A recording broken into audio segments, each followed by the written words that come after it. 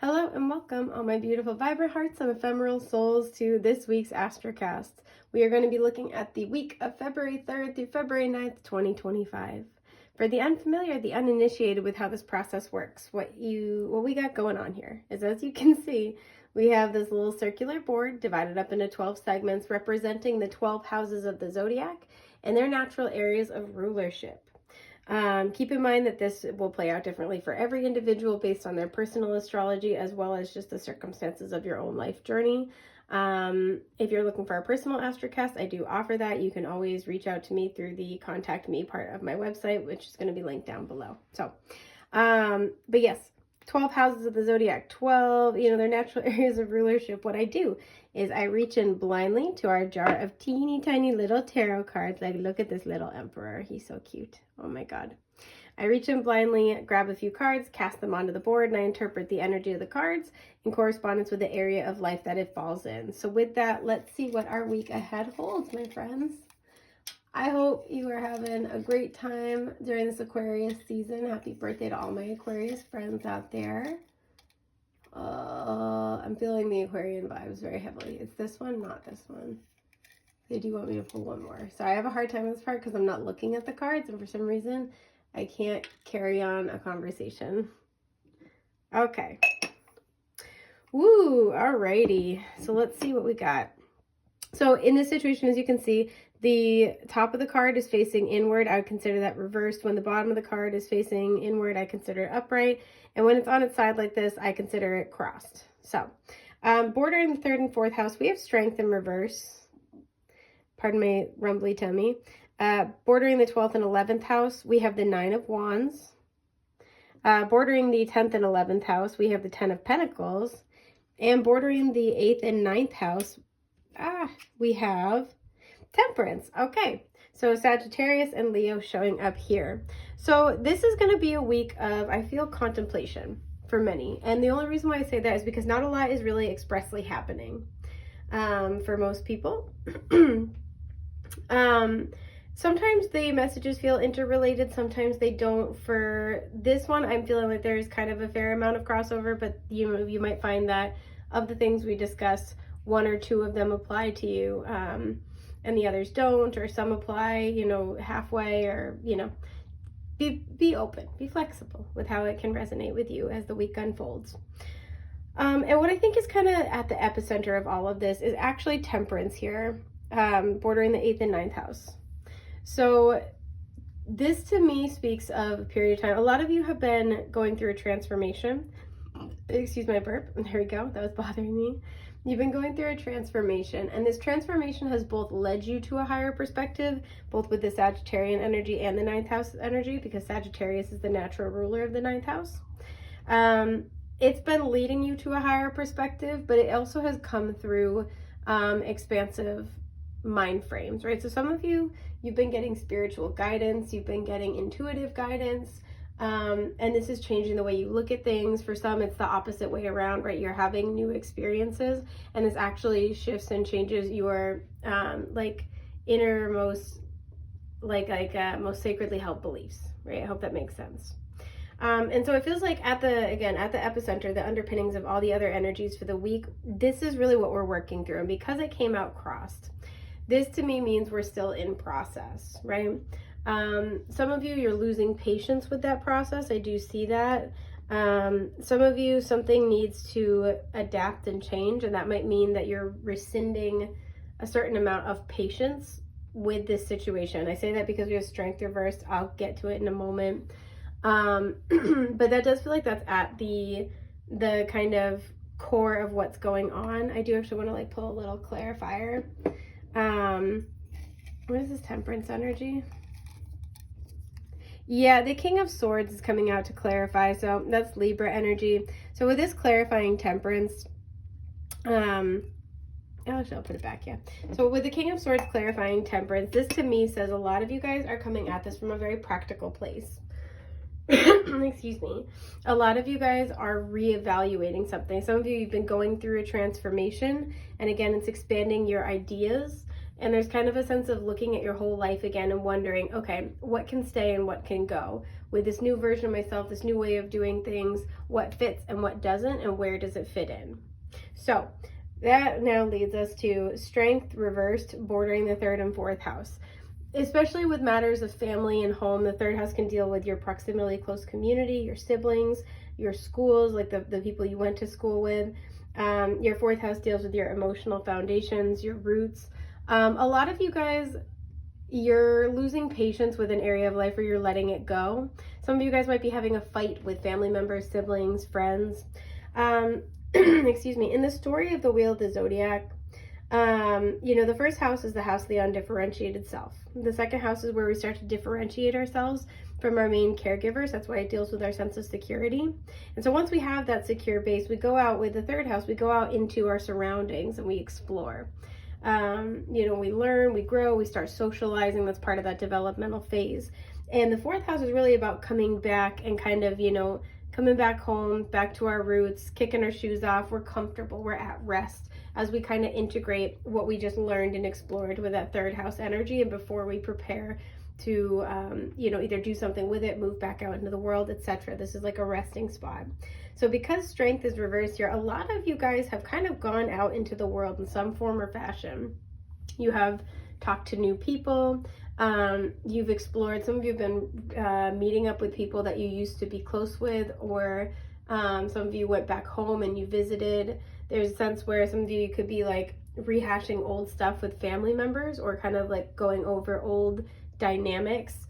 And so after this period of exploration, it feels like as you kind of, go home, metaphorically or literally, there's a sense of evaluating what you think of the whole process, right? What works for you, what doesn't, excuse me, and releasing what's just not a good fit. Strength can be a lot about digging deep in the heart space and finding our better qualities, right? Like our compassion, our resiliency, our optimism, our faith. It can also be about holding back, right? You have the strength of character to hold back on your lower nature or your animal instincts, right? So there's a lot of patience and, excuse me, emotional discipline. And having it come out reverse means that we are releasing that. We don't have that anymore. Hang on, let me just take a sip of my tea. Pardon me. Oh, there we go. That's the good stuff. And so what I see here is some of you you're releasing something that you were familiar with as a result of this change. That's why I feel like this is the underpinnings for the week ahead. You're releasing something. Some of you are not holding back with family anymore. You're having an honest discussion. Some of you are saying something that needs to be said. What is the strength reverse? Let's see. Yeah, and there's that King of Swords again. Perfect. So again, a lot of you guys have a vision for your life. I couldn't help but notice the Seven of Swords was poking out. This feels like something where you've been keeping something to yourself. You could have felt like somebody was lying to you, but you may have been kind of just keeping something to yourself, and it feels like that's not the case anymore. Some of you have been holding back on news, news of a career change. Some of you guys, it's like, there's like somebody who maybe in your family is very traditional, and it's kind of like, I'm not going to rock the boat.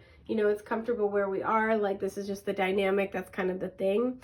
And I feel like you're releasing this, whether you're saying what you need to say, you're releasing the need to get their approval. It just feels like you're changing the way that you do things to be more in alignment with the life you want to be living. I want to pull an overarching theme about what that entails, like what that kind of change is about. What's this one?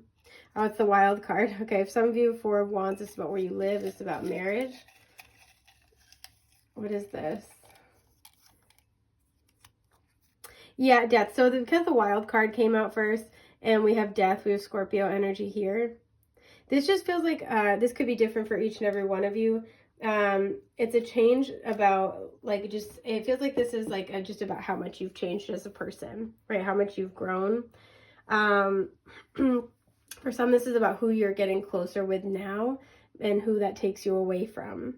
So I do see that there is this kind of release happening here when it comes to those areas of your life. Now, 10 of Pentacles crossed, bordering the 10th and 11th house. A lot of you guys I'm getting this energy you're reevaluating to see if a career is a good fit for you. Some of you guys have, you know, there's kind of like this tried and true energy. There's a lot of stability. You may have invested a lot into a career. There could be a family business that you're a part of. There's something where you've been at it for a long time, and I feel like it's brought you a lot and it has the potential to keep bringing things, but it almost feels like it's not in alignment with you, right? So maybe it's like it's a steady paycheck. Maybe it's like there's, there's upward mobility, but something is missing. And I feel like with the 11th house, there's a sense here of authenticity that's missing from your career space. A lot of you guys are thinking about, excuse me, big picture things with that death energy, the 8th house. The 10th house does deal with our career and our status, but it also deals with our, like I said, our legacy. It's the thing that we can put our names on at the end of the day, right? It's what we want to be known for. And so a lot of you guys are kind of asking yourself big picture questions as you're emerging into this like altered version of yourself, or this new version of yourself entirely, saying, okay, well, some of you, you've been changing your beliefs about something, and it's kind of like, okay, well, what do I think about this now? Now that, like, I'm changing my beliefs, I'm changing my lifestyle, I'm changing my, religion, my, political affiliation, my beliefs about my family, whatever it might be for you. It's like, where does my career fit into this lifestyle that I have? And how do I bring more authenticity into that with the 11th house? Some of you might be connecting with collaborators with the 11th house that are like, it's this interesting juxtaposition where they're enough like you, but they're also different enough that you see how they do things. You're like, I could do that too. Or like, oh, dip, I actually really want that for my life. That's kind of the energy. And so there's a lot to think about with that. And I feel like this brings us to the 9 of Wands crossed on the bordering the 11th and 12th house.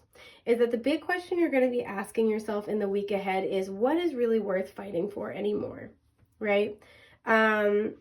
There's, a kind of an energy with the 12th house of like not being 100% sure.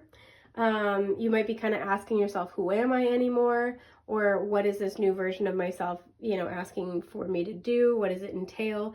There's all these big, big questions that you're going to be kind of contemplating as a result. The 30th of the month, or the 30th because it's February, excuse me, the 30th of this previous month may have been really important. So January 30th might have been important. For some, this has been going on since like New Year's, like these questions that you've been asking, or this like part of the journey that you've been on. Excuse me. Excuse me, I'm so sorry. But again, there's a big question of, do I fight for something? What is worth the effort, right? Is it aligned with me with the 11th house? Is it aligned with me enough that that's authentic to me anymore? Because the big shifts and changes here have been around embracing a new version of yourself. So there are things that you're going to hold dear, and there are things that you're going to be asked to release and let go of. And I'm noticing as I'm talking, we have the devil that's like sticking out right in the corner. So it feels like a lot of this has been prompted. I'm so sorry. A lot of this has been prompted by you releasing some karmic attachments in your life that just no longer serve you. Some things that you used to invest a lot into, or you used to hold dear as like part of your identity, they no longer have that hold. And as a result, many of you are going to be asking yourselves in the week ahead, oh my God, I'm so sorry. What is worth sticking with? Do I actually want to do this? Is this something I want, or is it something somebody else wanted for me a long time ago? Is this, it's kind of like there's a version of you that set up your life, and that version of you doesn't exist anymore. And now you're having to kind of ask yourself, well, does this belong to me, or is this, the echo of who I used to be? And that's going to be a big question. And for some, I don't know why I'm getting this, there are questions where you're going to be asking yourself, is this good for me?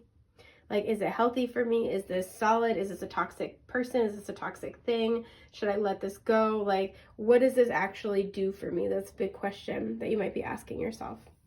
So that is what I am seeing for you guys. I am wishing you a safe, happy, healthy week ahead. I want to thank you for joining me, sharing the time, sharing the energy. It means the world to me.